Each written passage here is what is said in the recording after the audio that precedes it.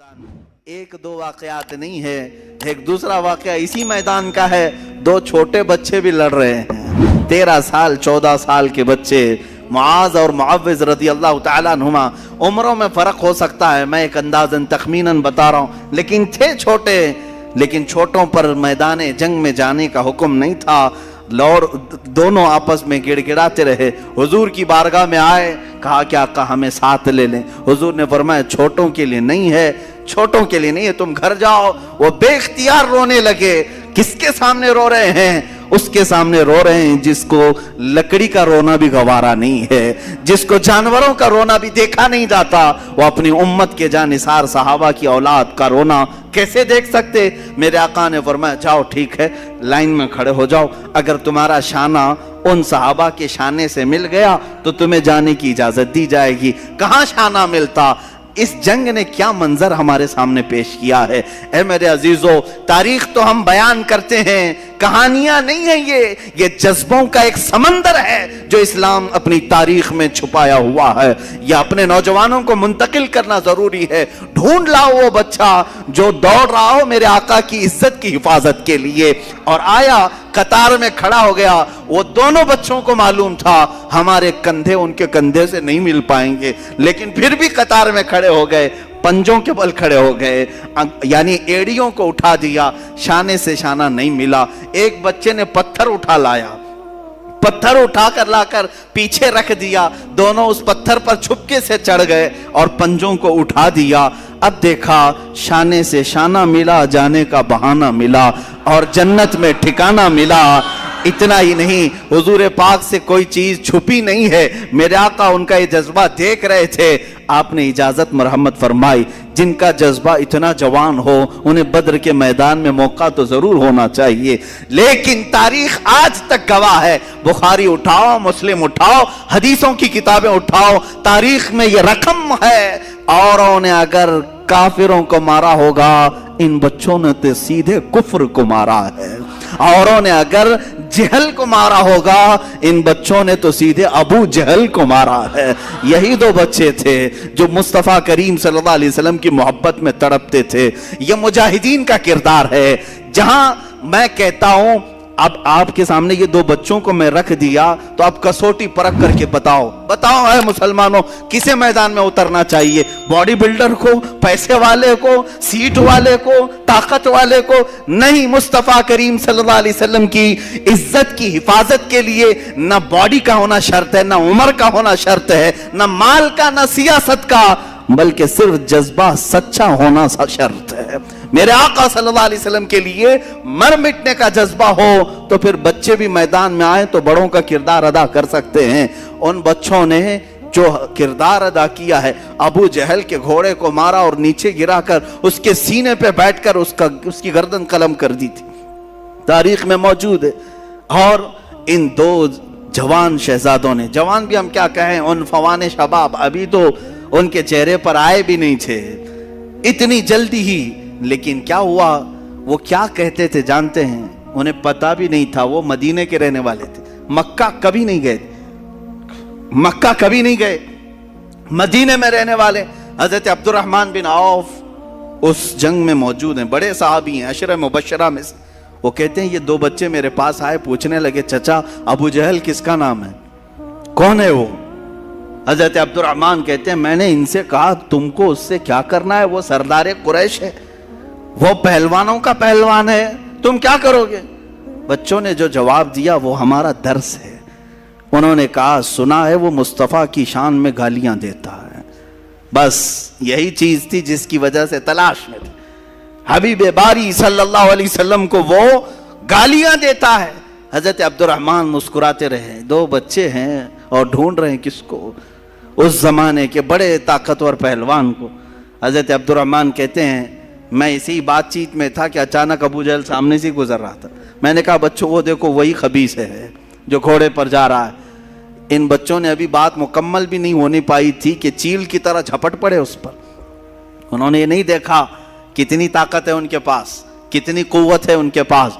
यही मैं बार बार दोहराता रहूंगा इकबाल का शेर, आईने जवां मर्दा हक गोई वो बेबाकी, अल्लाह के शेरों को आती नहीं रूबाई। اللہ کا جو شیر ہے، ارے شیر شیر ہوتا ہے، بچہ ہو تو بھی شکار کرتا ہے، بوڑھا ہو تو بھی شکار کرتا ہے، شیر شیر ہے۔ اللہ کے شیروں کو آتی نہیں روبائی۔ حضرت عبد الرحمن بن عوف کہتے ہیں میں نے ان کی مجاہدانہ کردار کو دیکھا، ان بچوں نے سر تو قلم کیا اس کا، واپس آئے تو کیا وہ صحیح سلامت آ گئے؟ کافروں نے ان کو مارا، ایک شہزادے کے مونڈے پر تلوار ماری جو ہاتھ لٹک گیا، کٹ گیا ہاتھ پورا کندھے سے اور بغل کی چمڑی سے لٹکتا رہا۔ یہ منظر بھی دیکھا ہے۔ اس نوجوان بچے نے وہاں سے بھاگ کر کے مرہم پٹی نہیں کی، وہ لٹکتا ہوا ہاتھ ویسے ہی چھوڑا، تلوار دوسرے ہاتھ میں اٹھا لی، دوسرے ہاتھ میں تلوار اٹھائی۔ میاں انگلی کٹ جائے برداشت سے باہر ہوتا ہے، مونڈے سے ہاتھ کٹ گیا ہے۔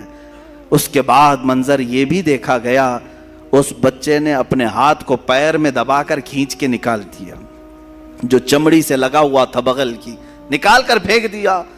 کہا مجھے اس ہاتھ کی ضرورت نہیں جو خلل اندازی کر رہا ہے۔ یہ دونوں شہزادے بدر میں شہید ہوئے، معاذ اور معوذ رضی اللہ تعالیٰ عنہما۔ ہزاروں لاکھوں سلام ان شہزادوں پر۔ ہماری زندگیاں تمام ہو گئی مگر ہم ان کے قدموں کے ناخنوں تک بھی نہیں پہنچ سکتے، ان کے قدموں کی دھول تک بھی کوئی نہیں پہنچ سکتا، جنہوں نے مصطفیٰ کریم صلی اللہ تعالیٰ علیہ وسلم کی عزت کی حفاظت کے لیے، اسلام کی سربلندی کے لیے، حق کے علل اعلان بیان کے لیے اپنی زندگیاں وار دیں اللہ کی بارگاہ میں۔ عزیزان گرامی وقار، آؤ اسی طرح زندگی کا وہ لمحہ بھی دیکھیں جو سیدنا حنظلہ رضی اللہ تعالیٰ عنہ کو ملا۔ آج رات شادی ہوئی ہے، دلہن سہاگ رات میں ہے، لیکن باہر اعلان ہوا، اس نوجوان نے شادی کی رات ہی اپنی بیوی سے کہا مجھے جانا ہوگا، اس لیے کہ نبی کونین صلی اللہ علیہ وسلم کی طرف سے بلاوا آیا ہے، حضور کی عزت پر کافروں نے دشمنوں نے حملہ کیا، مجھے جانا ہوگا۔ بیوی نے رخصت کیا، خوشی خوشی رخصت کیا، ہاتھوں اور پیروں میں بیڑیاں نہیں ڈالی کہ کہاں جا رہے ہیں آج کی دلہنوں میں چھوڑ کر، ولیمہ بھی نہیں ہوا، نہیں، دلہن نے خوشی خوشی رخصت کیا۔ وہ حنظلہ بھی آئے میدان احد میں اور دوسرے دن جام شہادت بھی نوش کیا، واپس نہیں آ سکے، واپس نہیں آ سکے۔ کون ہے ہم میں سے جو یہ قربانیاں پیش کر سکتا ہے؟ اے نوجوانوں، باتیں کرنا بہت آسان ہے، لوگوں کے درمیان جواں مردی کی باتیں پیش کرنا یہ بہت آسان ہے، عملی میدان میں اتر آنا یہ بہت کمال کی بات ہے۔ اللہ تعالیٰ جس سے چاہے کام لے لے۔ وہ صحابہ کے کردار ہم کیوں بیان کرتے ہیں؟ اس لیے بیان کرتے ہیں کہ تمہارے اندر سے بزدلی دور ہو جائے، خوف نکل جائے۔ تم جن چیزوں کو لے کر کے ڈرتے رہتے ہو، میرا کیا ہوگا، میرے بچوں کا کیا ہوگا، میرے گھر کا کیا ہوگا، کون ان کو دیکھے گا، میں اگر کہیں چلا گیا، مجھے اگر بند کر دیا، ظالموں نے مار دیا، یہ سوچ خالی تمہاری ہے۔ ان صحابہ کو کبھی ایسا سوچنے میں نہیں ملا؟ کیا ان کی بیویاں نہیں تھی، ان کے بچے نہیں تھے؟ ان مجاہدین اسلام کا کوئی تھا ہی نہیں، وہ جو اس طرح سے حضور پاک کے لیے نکل پڑتے تھے۔ اے نوجوانوں، ان کی بھی خاندان تھے، ان کی بھی جائیدادیں تھیں، ان کے بھی مال پراپرٹی تھے۔ سیدنا عثمان ابن عفان رضی اللہ تعالیٰ عنہ کے کتنے بڑے کاروبار تھے، کتنے بڑے پراپرٹیاں تھیں، لیکن مجھے یہ بتاؤ ان صحابہ کی پراپرٹیاں، جائیداد، مال، دولت، اولاد، باغیچے کبھی بھی حضور کے اور ان کے درمیان حائل نہیں ہو سکی، کبھی بھی آڑ نہیں بن سکی۔ فرق صرف یہی ہے کہ آج ہر چیز ہمارے سامنے آڑ بن جاتی ہے، آڑ بن گئی، مائیں آڑ بنتی ہیں، باپ آڑ بن جاتا ہے۔ اگر کوئی جوان اٹھتا بھی ہے، حق بولنے کی بات کرتا ہے، تو اس کے گھر والے ہی سب سے پہلے اس کے ہاتھ پیر میں باندھ دیتے ہیں، حالات خراب ہیں، تو کہاں جا رہا ہے، مولانا بولتے رہتے ہیں، ان کا کیا ہوتا ہے، تو مر جائے گا، یہی سب تو باتیں آتی ہیں۔ یہ بزدلی جو آج گھروں میں سکھائی جا رہی ہے، جن ماؤں نے اور جن بہنوں نے اپنے بھائیوں کو اس طرح کی باتیں سکھائی، مت جاؤ ان کی باتوں پر، یہ جوش کی باتیں کرتے ہیں، میدان میں لے جا کر کے مار ڈالیں گے، وہ خود تو زیف رہیں گے، تم اندر چلے جاؤ گے، مارے جاؤ گے۔ ٹھیک ہے تم اس طرح تربیت کر لینا، لیکن ایک وقت آئے گا جب تمہاری عزت پر حملہ ہوگا، تب بھی یہ جوان باہر نہیں آ سکے گا، نہیں کھڑا ہوگا۔ چیلنج کرتا ہوں، لکھ کر کے رکھ لینا، تم نے اس کو روکا ہے اللہ اس کے رسول کی رضا کے لیے، اللہ اس کے رسول کی رضا حاصل کرنے جانے سے تم نے روکا، تو پھر تمہاری حفاظت بھی یہ کبھی نہیں کر سکے گا.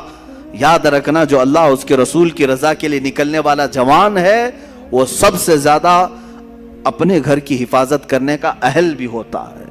وہ اپنے بھائیوں بہنوں ماں بچیوں سب کی حفاظت کا اہل بھی ہوتا ہے.